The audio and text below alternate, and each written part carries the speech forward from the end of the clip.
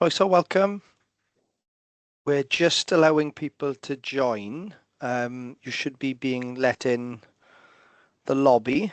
That was the plan anyway. We've just turned after 1 o'clock. It's 1 minute past one, actually. We were scheduled to start at 1 o'clock.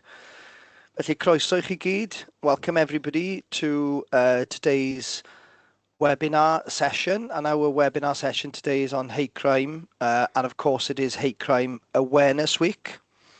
So we're just going to wait. I can still hear a few pings from people joining, so it might be worth me waiting even longer to make sure that number creeps up. So I can see that we've got about 34 people engaged and involved in this session today. And I just at the outset really want to thank everybody for your interest and your involvement in taking part in this webinar. I'll be going through a few housekeeping points just to note before we get started, and then I'll move into introducing the people who are going to take part in today's session as well. So I can see that the number is pretty static now. So as I say, welcome, croeso. Diolch am ymuno gyda fi fel Comisiynydd Heddlu Dyfed-Powys. So welcome to joining me as the Police and Crime Commissioner here in Dyfed-Powys on this Hate Crime Week webinar. I've got a few technical things happening. Somebody trying to call us, I think, and then so we'll just roll with that. The housekeeping that I wanted to just deliver to you to say was that this is being recorded for the purposes of potentially us using snippets of this session in some of our social media activity. Those of you who are joining, obviously you can see that the people who are speaking have been elevated to the sort of central element. If you don't want to be sort of in the margins of anything that is recorded, then obviously the cameras can be turned off and everything. We've also disabled the audio and the chat as part of this session. It is just ultimately for us to keep a flow in terms of the discussion that we will be having. But if there are specific questions that you would like to ask any of us as panel members, we request that you just send an email through to the organisers, which will then be fed through to my office so we can get back to you with any further supplementary queries or questions that you might have. In terms of being able to hear and get the information accurately today as well. If you wanted automatic captions, which will assist you, you need to go on and click onto the More button. So there's the 3 dots and then there's the More button. And when you click into that, you then get a list of I guess, next steps. And if you click on Language and Speech, you click on that one, and then there's an icon there that you can click, which is show live captions. So that might help if you need to have that facility presented. This is an English language webinar this afternoon. I will use 1 or 2 phrases through the medium of Welsh. Obviously, I welcomed you earlier bilingually. Felly diolch yn fawr iawn i chi am ymuno gyda ni heddi. Ni'n mynd I fod yn trafod troseddau a digwyddiadau Casineb fel rhan o Wythnos Ymwybyddiaeth. So it's part of the Raising Awareness Week that we have for hate crime. And in particular, we're going to be talking about disability hate. And that's the focus of today. But we do understand that there are wider protected characteristics and wider definition for hate, and it is much more than that. But before we get started into some of the discussions, I'm going to ask each of the individuals supporting me in this webinar to give an introduction, if you don't mind. Team, I'll go first of all to Becca. Pnawn da pawb, good afternoon everybody. My name is Becca Rosenthal and I'm Head of Service at the Wales Hate Support Centre. So Wales Hate Support Centre, so I can't speak now, is a Welsh Government funded service that's delivered by the independent charity Victim Support. And as a service, we support children, adults, families and whole communities that are impacted by hate. I've also lived in the Dyfed-Powys area for most of my life, so I've got a little bit of a soft spot for this webinar today. Excellent. I like that context. Thank you, Becca, and I really appreciate your support in putting this together today as well. It's a really important session for us in my office this week. Diolch yn fawr. Nadine, you next. Pnawn da, I'm Nadine Farmer. I'm the Children and People's Rights Officer for Pembrokeshire County Council. And my job involves getting young people involved in decision making, involved in their communities, and generally trying to make a difference, but also provide a platform that young people are listened to. Thank you, Nadine. And we've worked together on different occasions over the years, and it's great to have the support of other key partner agencies, because something I'd say from the outset, it isn't just an issue for policing, it's an issue for all of the various agencies that work within our communities to try and raise awareness, but also be there to support those that perhaps need support during times when they may be targeted for some of the vulnerabilities that they have. So thank you, Nadine. I'm going to move on now to Chief Inspector Christina Fraser. Hi, pawb, Brynhanda. My name is Chris Fraser. I'm a Chief Inspector with Dyfed-Powys Police. I do have a main role within police headquarters. However, one of the portfolios that I hold is the force response to hate crime. I'm the deputy lead alongside Superintendent Louise Harris, and between us, along with our partner agencies, we look at the policy, the procedures, and the operational guidance to staff when dealing with hate crime. Thank you, Chris. And yeah, as the others, really grateful that you're supporting us. The Force's operational response to incidents that are brought to our attention is really important. And of course, that is the beginnings of the wider criminal justice response to incidents that can occur as well. So perhaps we'll get into some of the detail in those discussions. But your description of how the Force works as well in having portfolio leads for various activities is also important. So when we have senior officers that get to the rank of sort of inspector, chief inspector and upwards, that then requires them to take a portfolio lead. And as Chris rightly explained, she's got the lead for the hate crime and a few other things actually, Chris, as well, is the reality. So we're grateful that you've also joined us as part of the webinar. So you've heard me say quite a lot about it being Hate Crime Awareness Week. I wonder, Becca, whether we just start by having a general conversation about why Hate Crime Awareness Week is so important, and certainly from your work with victim support, why you put a particular emphasis on this week. Oh, yeah, absolutely. Thank you, Commissioner. So National Hate Crime Awareness Week is kind of what it does on the tin. It's a national week right across, England and Wales particularly, that recognises that hate crime happens and that it causes real tangible harms. And it's a really vital opportunity for all sorts of different partners to get together, and so community safety practitioners, local authorities, police forces, third sector, grassroots groups, anybody living and working in Wales, to kind of come together in solidarity with those that have been impacted by hate. And the week gives us a really powerful opportunity to start conversations that really matter in this area, conversations about hate, its devastating impact, not just on individuals, but on our communities in Wales as well, about prevention and resilience, and also the courage of those that face it. And I think lastly, for people and communities in Wales that are impacted by hate, and we've certainly seen some changes over the past, couple of years, it's absolutely more than a campaign. It's a chance to pause, reflect and speak really openly about the harm that hate causes, but also look at what we can do collectively to reduce that harm as well. Yeah, I think your point in relation to reflection is really important, isn't it? I think we've got to reflect because I can recall actually probably from some few years ago, we did some work in relation to Hate Crime Awareness Week, and again, reflecting on my or the impact that I can bring to bear as part of this as the local police and crime commissioner, plus being self-reflective that I've not done as much as I could or should have done, and I think for agencies to reflect on what more could be done in this space is a really important message. So again, we might get into some discussion in relation to that. I don't know whether, Chris, you think that is true for policing. Policing obviously is quite dynamic in the sense that some of our senior leaders leave and go on to do other things. Do you think sometimes it can be quite challenging to keep the emphasis on hate crime? Absolutely.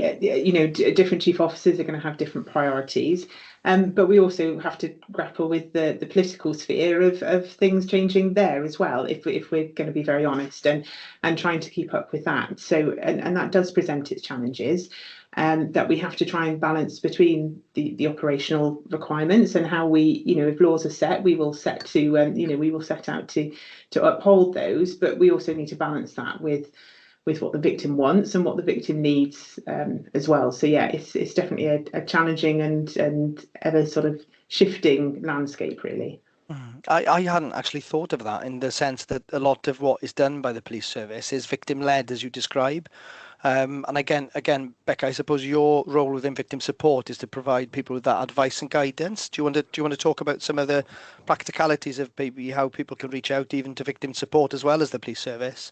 Absolutely, and I think what you say in Chief Inspector as well about the changing landscape is very important. I think some people impacted by hate crime now were not necessarily, the kind of targets many years ago. So there's a shift in society, isn't there, in terms of understanding and what provokes, hate to happen and the othering that happens and that kind of thing as well. But yeah, certainly what we find when people come to, our service is that everybody's got a very individual experience. So what you're saying about being very victim focused is absolutely essential for people.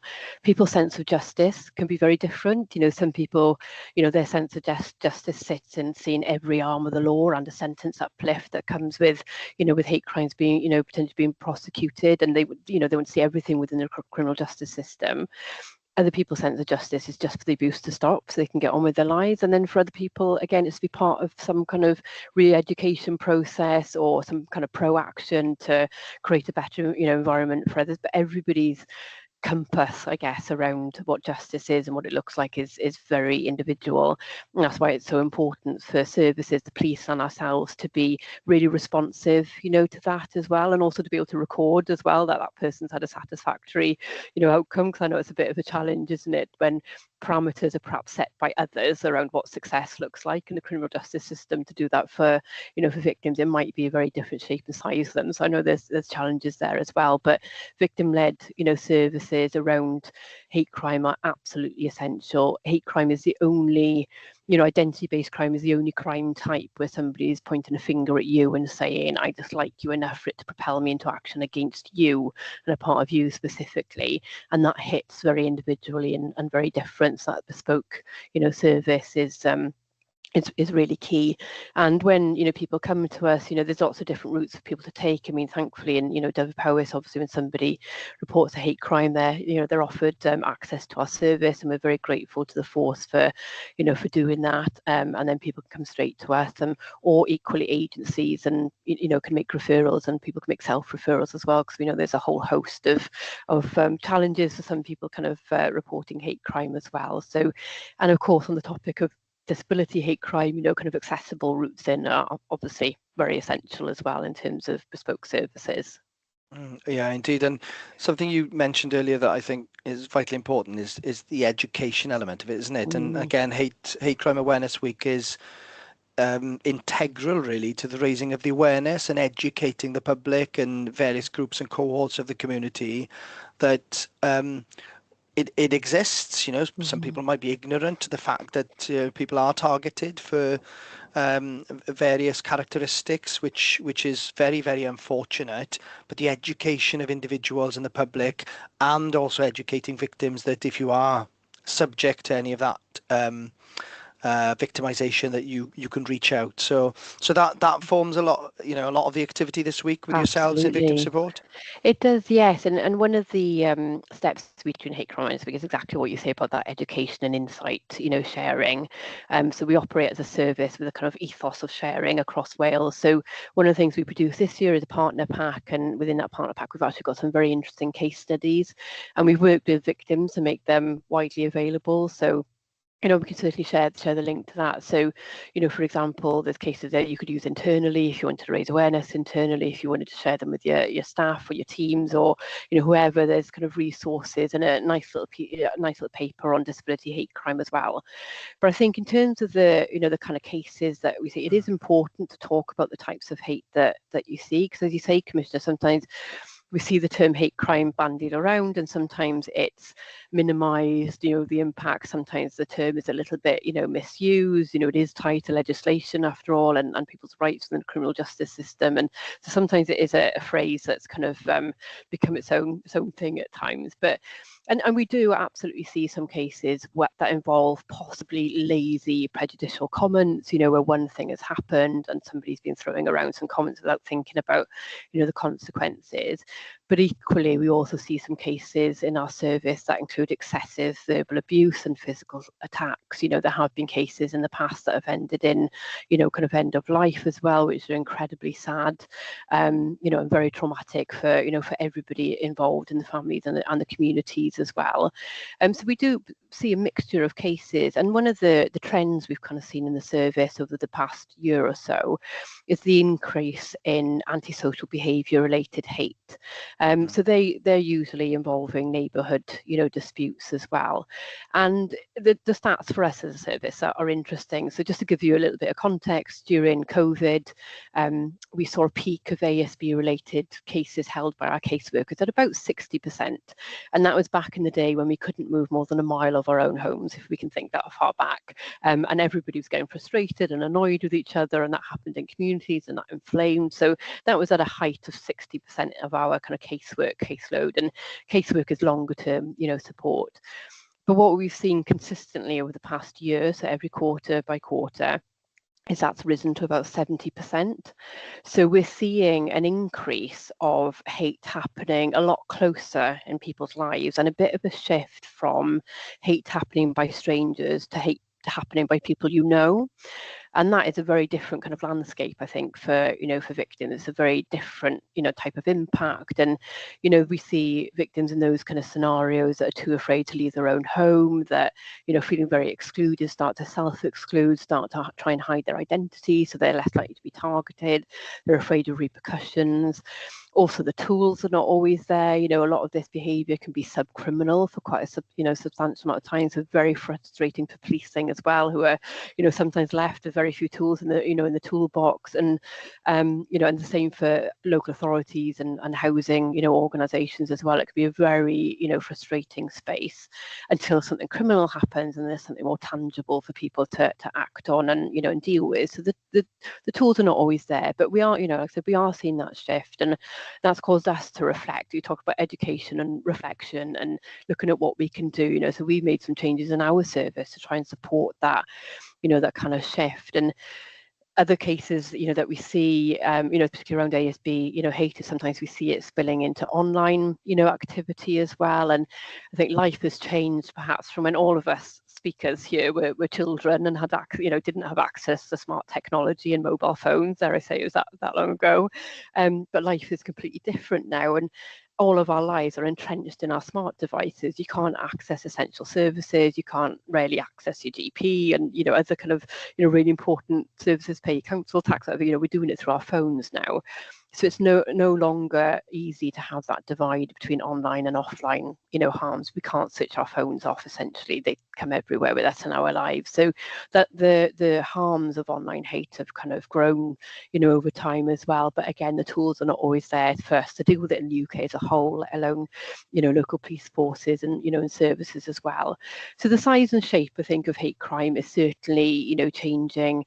In some ASB cases, we've seen weaponising of statutory services, where somebody's been making safeguarding reports. So the person they're abusing gets repeated calls by police and local authorities. It's such a big, range. But that ASB, related hate is certainly, if anybody in the room is looking for new ideas, new areas to explore, that's what I would definitely say. And there are resources out there is to look at. But also, obviously, the complexities around intersectionality, as well, is, the more, our identities are so layered. We rarely carry one, whether we're Welsh and a rugby lover and, and also, practice a particular religion or a certain skin colour or disability, we're rarely one thing. So intersectionality can also cause challenges within the hate crime, system as well, but also for people's, identity. And actually, sometimes we see some cases come to us that have been flagged as one, but actually when you sit down and talk to the victim, it's another part of their identity that's having their heavier impact. So again, coming back to more bespoke services that kind of, lean into that victim-led, kind of experience as well. And I think, also in terms of where hate happens, the academic research and what we see in our service as well, it can happen absolutely anywhere. Like I mentioned, we're seeing more people feeling the impacts of hate in their own homes. We're seeing the kind of misuse of national symbolism in some, spaces to make people feel afraid. There's some people, the neighbourhood abuse. So there's certainly a more local element that's happening here, and that shift from strangers to people, but also we're seeing more and more hate crime happen in the workplace as well, and people being targeted in their place of work as part of their work practice. And, we developed as a one-off pilot actually in Dyfed-Powys with the Mid and South West Wales Cohesion team, a little pilot on training for managers, and that was about how to handle disclosures from your team if they've experienced hate, and that is just the the need for that has just grown massively, showing that more and more workplaces want to be equipped, which is fantastic. So we're looking at how we can kind of scale out. So Dyfed-Powys is definitely leading with the way in that. There's one case in the case studies that we share as part of our pack where the employers actually failed to stop the abuse from happening when they could have, and that person took their employer to tribunal and won, in that particular case. So there's definitely a need for us business-wise to be, supporting our people as well. But I think one last area to share in terms of the cases that we see, especially in relation to disability hate crime, is mate crime. So it's not an official crime type. It's a phrase that's used quite loosely, but really what it means is counterfeit friendships, and so somebody using a counterfeit friendship to take advantage of somebody and use their resources, whether that's their home or other resources that they have. And obviously we see a slip over into cuckooing and county lines and things like that as well. But particularly the research shows that people who have learning difficulties are more susceptible to that to that type of experience as well. So what you're talking, Commissioner, about education and sharing information is just absolutely paramount. And Hate Crime Awareness Week is a bit of a vehicle, for that. We get to ride a very loud wave of activity and noise, around it. But as the saying goes, hate crime is not just for Christmas; it's for all year round. So, we hope to kind of continue that conversation going on as well. And I guess just to end up on this piece in terms of, sharing people's experiences, is that also some people report to the police, some people don't. We know there's a whole host of challenges there, and we got a really good relationship with Dyfed-Powys Police, which we're very pleased with, around kind of tackling some of those challenges as well.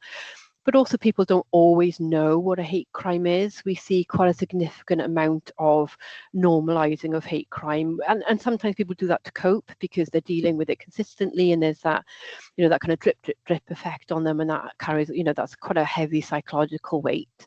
So sometimes we see people normalising as a result of that, but also some people just don't know that it's hate.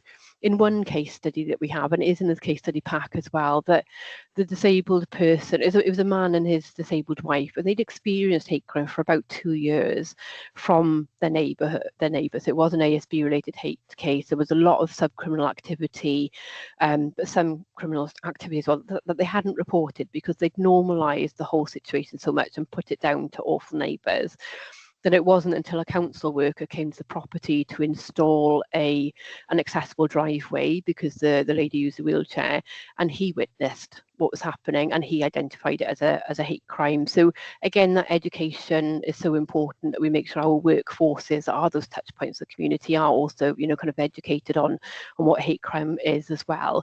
But also it's interesting because we see children and young people come to the service as well, but we also know that there are so many that don't understand what hate crime is, so they can't necessarily call it out or support each other either. Yeah, indeed. So you've covered a long list of, I guess the word that came to my mind, complexities, I suppose, around hate crime, and then there's a duty for us to seek to try and make it less complex for people, and just to see it for what it is, which is that it is within the definition of a hate crime, and that it is then dealt with accordingly, again, victim-led in terms of what the next steps are. But interestingly, there we were talking about education, you were talking about the various sort of facets of hate crime, and went on then to talk about, you know, social media as well, and digital element of it. And then you went on to talk about young people. And of course, Nadine, you join us today because you do a lot of work with young people in Pembrokeshire. And I wonder what your experiences are in part of the education of young people, or hearing their stories about how hate crime can affect their lives. Oh, thanks, Commissioner. We actually, so I have the privilege of working with a group of young people called Young Voices for Choices, and that is a forum for young people with additional learning needs and disabilities. Excuse me, we attended an online event, I think it was with you, Becca, and you shared some statistics around disability, hate crime, and there'd been a significant rise in that, which, you know, the young people identified, they were concerned about it, and they wanted to take action. So we supported them to run a hate crime conference in Pembrokeshire called Keeping Safe in Our Communities. So they applied for funding, they planned the whole event with the support of myself and some of our volunteers, and Victor's support, because we were lucky enough to work with one of their staff. And we reached out to all of our secondary schools and asked them to send representatives to our event, mixed ability. So it was inclusive, and there was lots of opportunities for discussion. So what the young people wanted to increase the knowledge of other young people, make them think about what hate crime was, understanding stuff around equalities, and really learning about being an active bystander. So we did the 3 workshops, and then we designed a vision of their perfect school, which was a safe space for young people to be. Then we encouraged all of our schools and any other groups that were there and the young people to sign up to the Hate Crime Charter and to make a pledge to bring that back to school. And then finally, we did some work. We launched a racism survey on the back of that. So it was a really interesting event. And although none of our members feel that they've personally experienced hate crime, I sometimes think it's about not recognising what hate crime is. And especially, Becky, you mentioned that mate crime.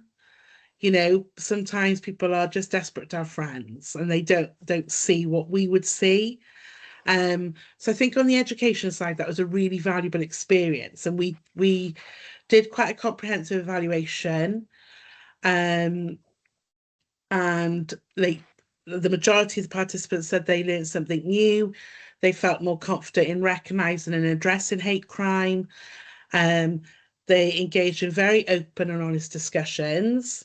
You know, and some of it is not pleasant to hear, but they have to have that safe space and platform to be able to raise those concerns, and actually for someone to listen and acknowledge. But yes, so it was a very positive feedback. We then extended our racism in schools survey, and it was a bit of a snapshot survey, really, and not intended for any formal type of research, but just to give us an overview.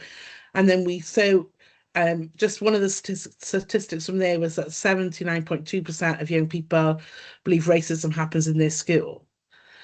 You know, so we made sure then we shared those results with our whole school approach to emotional health and wellbeing group, so that it was being addressed by policymakers and people that are working directly in the school. So based on the success of their conference, they then came up with a new idea about having another conference, which they're holding on International Disability Day. And this time we're looking ahead beyond the hate. So this conference, same type of approach, but it's really going to focus on understanding empathy and the kind of how empathy can transform schools and communities, how we will be celebrating diversity and inclusion, sharing ideas, stories, and acts of kindness. And what we've tried to do is link this to the 4 purposes of the curriculum of Wales, So it addresses the school's agendas as well. So in a nutshell, they just want to have a nice place to live, go to school, a place that they feel safe and that is more welcoming. But yeah, this is all run by young people. Actually, they tell me what to do, so I just follow their lead and go with it. Nadine, it sounds like you have a lot of fun as part of that process, which I think probably is very, very important, isn't it, for people to tackle what is a very serious issue and can be quite difficult and challenging, because you said there were some difficult conversations being had, but to do it in a way that frames, that empowers the young people to take agency themselves around this particular subject matter, and then to do something about it, and having that conference has been a focal point, and then it's led to other activity. You talked about the survey as well, but what really struck me as well was the way in which you then described the need for safe spaces, which resonate across so many of the different crime categories the policing is dealing with. You know, we can think about activity, let's say, in violence against women and girls, which again, you know, we talk about the need for safe spaces in that environment, and the same would be true for hate crime as well. And we need to ensure that our agencies are agencies that can be seen as beacons of safe spaces, you know, and again, it's going to be a quite challenging sentence for me to say this out loud, but we've seen in recent weeks with the Panorama programme in particular that, you know, policing has got some challenges to overcome, albeit that was a focal point on the Met Police in London. It doesn't mean that we are not immune to those types of incidents and issues arising internally, and we need to have, as you described, I think you described that they'd had that active bystander training. It's something that we've embedded within policing as well, so we're trying to again ensure that we provide that the sort of correct training and education ultimately internally to the organisation. I think, Becca, also you mentioned that, you know, there's a need for organisations to understand the responsibilities that we have, and at times that can be difficult. I wonder whether, Chris, you know, I've thrown a bit of a grenade in there and mentioned the Panorama programme. We won't go down that avenue today, but there is something there, isn't there, about policing being able to respond to the needs that are being described, both Becca's input and Nadine talking about the work that young people have been doing in Pembrokeshire as well. Would you agree with that there's a need for us to be able to respond?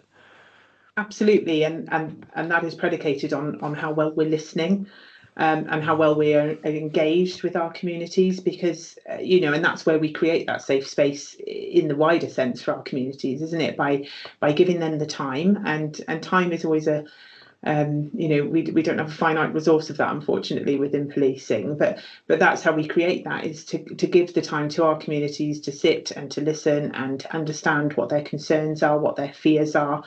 And we saw that, I think, yeah, it was last summer, wasn't it? You know, following those atrocious murders in Southport and the riots that followed that, you know, it was quite often, it was the fear of violence rather than, you know, I don't think we had a single incident per se in Wales, but it was the fear of violence that caused so much distress to our communities. So the priority for me is, you know, as the lead for the force is, you know, how do we enable our community teams, our neighbourhood policing teams, our frontline officers to have that time to spend with communities, to listen and to understand what is causing them the concern. Yeah, I'm actually going to share something with people that people don't perhaps realise. I know, Chris, you know this, but forces work on a mutual aid basis, and we know that the Met Police have been inundated with policing of the protests in London recently. So police officers from Dyfed-Powys have been going up to London to do things like the policing of the football matches that have taken place. And I think I was talking to an officer not so long ago, and they'd been away to the Chelsea-Liverpool match at Stamford Bridge, you know, which is not, you wouldn't necessarily, you know, make the connection between what's happening, which a lot of it is the foundation of hate and polarization of communities happening in London, actually impacting on our resources in Dyfed-Powys, because as they're deployed up in Stamford Bridge, they're not actually active within our community. So it has a knock-on effect for the wider policing resources. Nadine, I'm taken by the work that you've been doing in Pembrokeshire. I think it sounds fantastic. I'm going to be setting an action for my office to get more involved, because it would be good for us to try and support and help the work that you're doing with young people. So if there was a polite invite, you're not supposed to invite yourselves to these things, are you? But if I was to politely suggest that I could come down and maybe meet with some of the young people, I think that would really positive for me on a personal level and my office, and maybe something that you could facilitate. Do you think they'd be up for meeting the Police and Crime Commissioner? Absolutely. I'm going to put you on the agenda for the conference on the 4th of December if you're free. There we are. Oh, I walked into that one, didn't I? Okay, did. I did. Thank you. Did you want to say anything further about some of the work that you're doing and the plans, Nadine, or should we move on to talk? Because we were going to try and cover, and I had one eye on the time as well, some of the statistical background as well, and the data, and then moving on to Christina with the challenges for policing. But was there anything else from a young person's perspective do you think is important for us to hear about? I just think it's listening when they come into people with concerns. It doesn't actually matter who that person is, as long as someone listens to them and acknowledges that.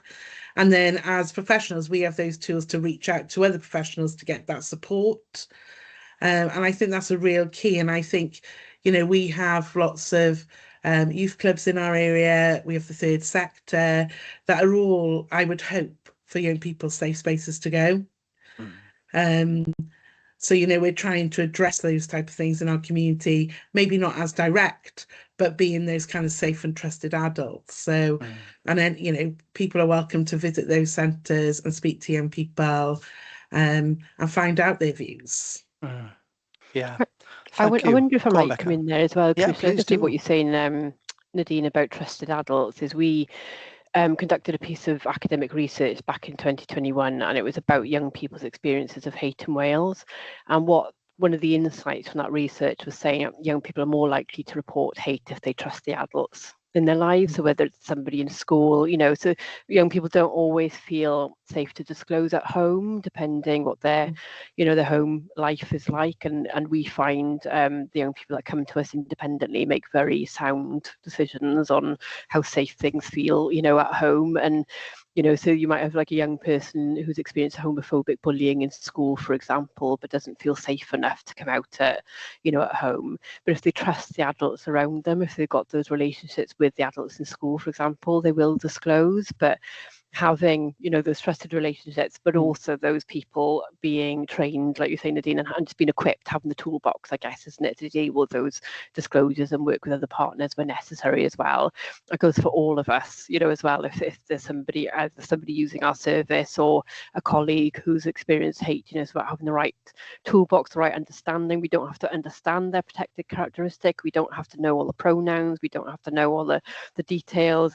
It's, victims tell us time and time again, it's the empathy, the understanding, the validation. Those are the things that are important, when you tell somebody. So whoever it is coming to you, if you get those right, they'll trust you again in future, and they're more likely to disclose in future as well. And I think that's a really pertinent point just to bring in that you both made there, Nadine and Becca, is that from a policing perspective, we can take third-party reporting. So there are certain categories where we will say, the individual, the victim has to report this. We have to have a report directly from them. But where there are vulnerabilities involved, we can take a third-party report and then go on to look into that and to investigate it. So it's really, I think, in terms of a bit of myth busting, that's a good part to deploy there, isn't it? Is that it doesn't always have to come directly from the victim. Absolutely. I think that's really important, Christina, when we talk about perhaps barriers to reporting, the fact that some people don't feel safe for whatever reason, whether it's because they just watched Panorama or they've had a bad experience themselves. Some people, don't necessarily trust the police. And as you said, Commissioner, things happening elsewhere are not helping us here in Ddioddefwyr to build that, to build and hold that trust. So there are, for their own complex reasons, people who won't feel comfortable going straight to the police, but there are, services. So we, in victim support, because we're a commissioned service by Welsh Government, we're a third-party reporting centre, and we do report, we have done third-party reports to Ddioddefwyr, and, the reception from Ddioddefwyr has been absolutely fantastic. And like I say, Christina, there are services out there that can act as that buffer, but the important thing is to report and get support, wherever you go, is just to take action, for yourself, isn't it? Definitely. Absolutely. Yeah, so lots of repetitive themes being mentioned, really, isn't it? The safe spaces, the ability then to try and break down the barriers to reporting through the third-party disclosures that can be received. Education came through earlier, but again, that word empathy and listening, I think, Chris, you mentioned it earlier about the force needing to listen to victims. So there's some, key words and key themes that are coming through our discussions today. So we've talked a little bit about the barriers. I was just going to briefly, I'm known as a bit of a statistician or stato, so I'm just going to look at some of the data that's been published. And I think this was released last week, if I'm correct, from the Home Office. The macro numbers, and I think this is for England and Wales. Yes, England and Wales data. 122,000 hate crimes recorded across England and Wales, 122,000, and that's a 3% increase from the previous year. It is slightly down from a few years ago, but it is 3% up from previous years. And again, concentrating on disability hate crime, we've seen actually there's an 8% reduction, which is quite an interesting one.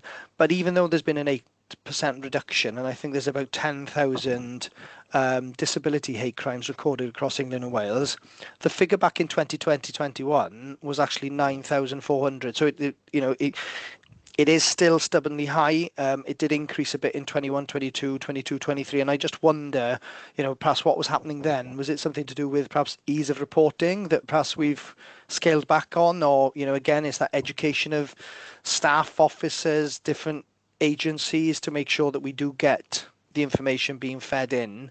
And again, Hate Crime Awareness Week is an opportunity for us to again reiterate the avenues and opportunities for people to report. I think the figures are a bit, quite a bit. Well, I know that they're a bit smaller than that because they were national figures, but they're much smaller in Dyfed-Powys. But what's for me as a commissioner quite worrying is that we're seeing the satisfaction levels within the police, the public towards the police being reduced as well, and it's certainly something that I'm trying to tackle. So I produce a police and crime plan on during the term of office, which was published earlier this year, and trust and confidence in policing is square and centre of that. And again, when we see some of the national stories coming out, we understand how much of a journey that we've got to travel on in trying to build that trust and confidence in local policing. So they are the macro figures, the national figures. As I say, there has been a 3% increase, but then there's perhaps been a slight reduction in the disability element of it. I think race and religion related religious aspects of hate crime were the ones that saw the significant increase compared to last year. So we can see that there's a bit of a trend there. What are the figures looking like in Dyfed-Powys, Chris? What's the general sort of, I guess, numbers that we have in Dyfed-Powys that are being reported? So we report internally on a quarterly basis, so every 3 months.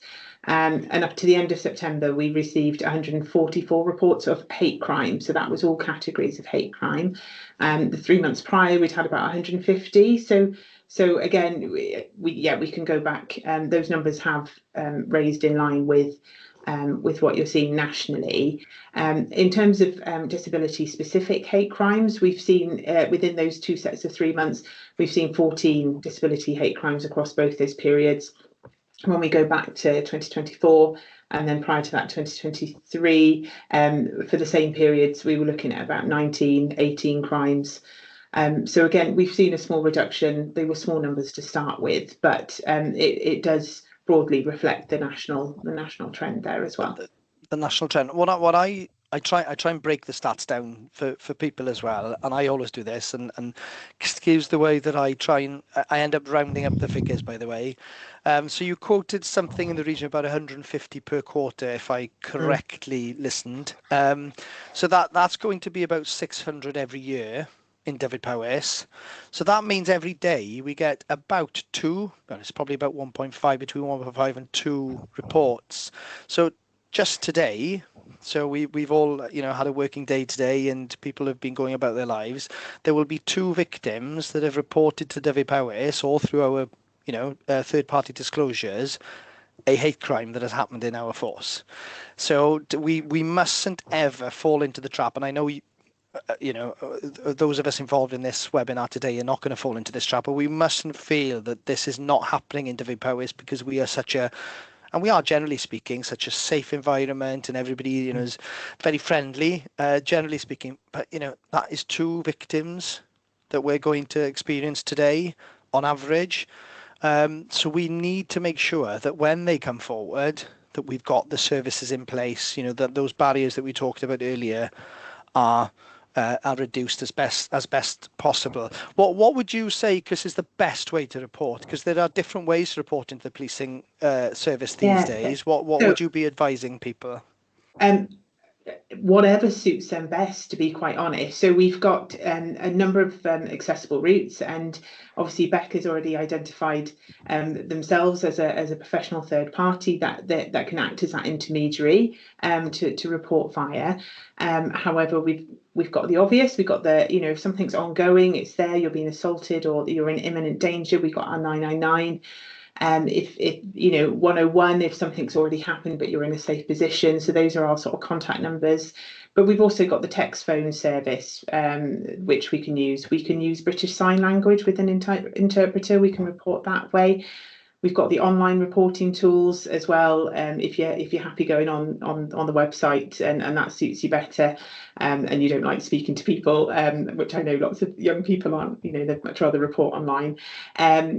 Or you can just go and speak to an officer if you can grab one on the street or outside a station, or you've got a station sort of Davin, etc., where you've got front counter service. You can come in and speak to us as well. So. For those, we're looking at disability hate crime, it might not be feasible to get yourself into a station. It might not be feasible to ring up on 101. So we will take reports any which way they come in. We don't mind if it's reported through the school or through any of those routes. We will deal with it. Yeah, and I think an important message there, which you gave, is that it's the avenue that is best for you as an individual, isn't it? As an individual victim, the police will in effect respond to the requirement that you have, in the sense that we've traditionally, I guess policing would have been 999, or you try and call at the police station. Well, we're not in a financial position to have dozens of police stations open most of the time, or even have as was maybe a police house where the local Bobby used to live, that people remember. I don't actually remember that time, but I've heard a lot about it. I'm not quite old enough to be able to remember that time, but I do remember the local police station being open. But of course we now have certain centres that are open, so we will have, let's say we focused a lot on Pembrokeshire, but we will have the main police station in Haverfordwest, which is open, and that will be open Monday to Friday 9 to 5. But outside of those hours, yes, the 101 number is used in the various text messaging services as you describe. It's going on to social media potentially and putting a direct message in, or going onto the website. So there are a plethora of ways that we can report. And it's going to, I don't know whether it's going to sound odd for me to be saying this as a police and crime commissioner, but we'd be encouraging more reporting, wouldn't we? At the end of the day, we want people who are being victimised. We want victims to come forward. One of the duties that I have, and it's quite a privilege I feel, is that I'm the victims champion in the area. So as part of the sort of legislation and the framework that is around police and crime commissioners, I'm the victims champion, sort of named as a victim. So I'm going to be promoting for people to come forward and make representations, and then the other bit of my job is to try and ensure that the police service is efficient and effective in dealing with that, isn't it? That's the point, really. Becca, I wonder whether, having heard a bit of an input from Nadine in relation to the work that they've done in Pembrokeshire with the young people, Christina talking about the ways in which people can report, and the data and the stats that we have in Dyfed-Powys, then I'm looking at the time as well. I've got about 10 minutes left, so I just wonder whether there are any sort of reflections that you would want to steer us in this last 10-minute session of the webinar. I think for us, coming back to the statistics that we spoke about, now is what you're saying, commissioners. We want them to go up. we as a service are not worried about hate crime statistics going up, because it means more people have confidence in reporting. And when the Home Office stats come out, there is a bit, the cogs turn slowly, as I said, in terms of us being able to interpret why things are going up and down, and whether it is a shift in society and shift in things happening. Hate crime's getting worse, more people reporting, less people reporting. It's such a mixed bag, or potentially a mixed bag. So we're not, so we want to see people reporting. We want to see people having access to justice, but equally, as I said at the beginning, people's sense of justice is different. So services need to reflect what kind of success looks like for them, but also whether especially around disability hate crime, there's academic evidence that shows there's a big level of underreporting in terms of disability hate. So I guess whatever the stats say is for us to not rest on our laurels. There's still work for us to do, and I say us as the general us, into including everybody here watching the the webinar today. There's work for all of us to do to ensure that our services are accessible, are a good environment for victims, that we're able to listen to insight and embed it where we can, and be prepared for disclosures, be prepared for our service users, whoever they may be, to that they may experience hate, and what we can do with that and how we can best support them, but also to be prepared for our colleagues as well. There's ripples that we're seeing that come across to Wales. We've seen a lot of different phases Wales has faced in the past 2 years, so, and hate is not something that goes away. It's something that that does happen, and as you mentioned, everywhere, 2 a day, just in Dyfed-Powys alone, that's that's quite a significant, those are our neighbours, those are our friends, our family members, our colleagues, the people that we meet down the shops, they're people around us. So I think there's a responsibility on all of us really to play a part, whoever we are, in creating a better environment for for people on hate, and challenging it where it's safe to do so as well. We mentioned the term active bystander or upstander, whichever phrase you prefer, but that we can do that individually and play a part in kind of reducing the cycle of harm, but we can do it as organisations too. And I think we've got such a key role to play, and so many incredible pieces of work have happened through partnership. Even just looking at Nadine's work with Young Voices for Choices, how they've led the way and been open to other partners, kind of getting involved and bringing their insight in as well, has created an incredible environment for those young people. And the fact they want to have another bash and another conference is just absolutely delightful. So so we do some amazing work. That's one of our strengths in Wales, I think, is our partnerships, isn't it, particularly in Dyfed-Powys. So more of the same, I'd say, for all of us, a bit of a call for action. Yeah, call for action. Yeah, that's. I think that can be sort of a concluding sort of statement really for this session, isn't it? Really, for all of us this week, for that call of action to be active, as you say, the active bystander is one element of it as well, and both internally of our organisations and externally as active members of the communities across Dyfed and Powys. Thank you, Becca. Nadine, anything further from you? Is there anything that you would like to add as sort of closing remarks, or even reflections of the sort of past hour or so that we spent together? I think it's been really informative, but just taking Becca's bit there, a call for action, I think I might be adding that to the agenda for the conference, so we can go back and get young people more empowered and to take some of that responsibility and to learn more about it. So, and thank you very much for inviting me to talk. No, thank you for accepting. And yeah, somehow I've shoehorned myself into your conference now, yes, on the 4th of December. Yes. I hope the diary is free anyway. I'll be sending the invite right now. Thank you, Nadine. And Chris, from your point of view, operationally within the force, then there can be challenging demands, can't there? There can be pressures that the force experience on a day-to-day basis. I do like to break statistics into that daily figure, by the way, because I think it really is very impactful. So we have about, for example, roughly 109 calls every day in Dyfed-Powys. So that is somebody ringing 999 for an immediate, very often an immediate call for help. Just to put it into some context, really. So, yeah, closing remarks or reflections from you, Chris? I suppose if I could do anything, it's around the definition of hate crime. And I know this is coming at the end, which might be a bit odd, but any crime can be a hate crime. So hate crime itself is it's any crime that has a hate element. So if that's the message that I can send home with everybody on this call, it would be that. So I think people could, like you say, somewhere at the start was around, keeping this simple. It can become very complex, but I think let the professionals deal with that. For the victims, for those trying to help them and to assist, it's keep it simple. So any crime can be a hate crime. It's just that there's a hate element to it. So that's a criteria that's met. So if you're aware of that, if you're aware of someone who's a victim of any crime, but there's a hate element to it because of disability, because of gender, whatever the perceived issue is, that is something that we can pick up as a hate crime. So I think my point to take home is don't get hung up on it. Bring it to us, even if you're not sure. We can clarify with you. We can provide support, even if we come to the opinion that actually it's not a crime, because you can still have non-crime hate incidents, which are a whole other conversation. But even if it's not crime, we can still provide support. We can still become aware of people's behaviour, of antisocial issues that are going on in the community. So it's still really helpful to know about these things. So tell us regardless, and we will put that support in place as it's needed. And absolutely, we want more reports. I would absolutely echo Becca's points there. I absolutely don't believe that there's only 1.5 or 2 incidents a day. I suspect it's probably double, triple that.